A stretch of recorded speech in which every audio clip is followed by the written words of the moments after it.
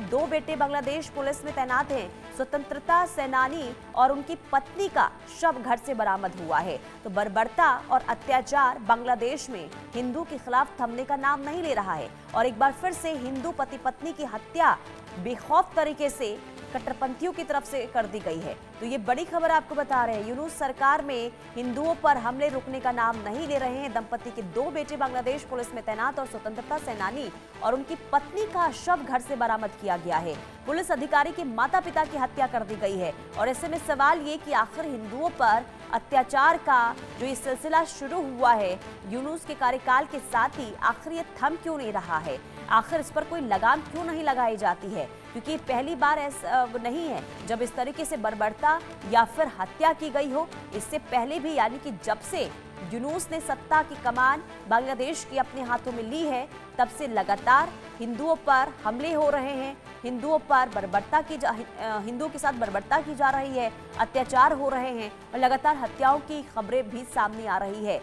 और ऐसे में एक बार फिर से जब ये खबर सामने आती है कि हिंदू पति पत्नी की हत्या कर दी गई है, एक बार फिर से यूनुस सरकार के कार्यकाल को लेकर यूनुस सरकार की कार्यप्रणाली पर सवाल उठने शुरू हो चुके हैं। तो लगातार बर्बरता बढ़ती हुई नजर आ रही है हिंदू के खिलाफ बांग्लादेश में और एक बार फिर से हैरान कर देने वाली खबर सामने आई है जहां हिंदू पति पत्नी की हत्या कर दी गई है और ये घटनाएं निरंतर बढ़ती हुई नजर आ रही है। लगाम कब लगेगी हिंदुओं पर जो ये अत्याचार हो रहे हैं, जो हत्याएं हो रही है, जो बर्बरता हो रही है, आखिर इस पर लगाम कब और कैसे लगेगी? क्योंकि जब शेख हसीना का परिवर्तन यानी कि सत्ता परिवर्तन हुआ था और इसके बाद जब यूनुस ने सत्ता की कमान संभाली थी और इसके बाद से ही तस्वीर बांग्लादेश की बहुत ज्यादा खराब होती हुई नजर आ रही है। खास करके अल्पसंख्यक हिंदू की अगर हम बात करते हैं तो वहां पर बर्बरता बढ़ती हुई हिंदुओं के खिलाफ इस कदर नजर आ रही है कि यूनुस सरकार जो है हाथ पर हाथ धरी बैठी हुई है, लेकिन इसके बावजूद भी वहां पर कोई सख्त कदम उठता हुआ नजर नहीं आ रहा है।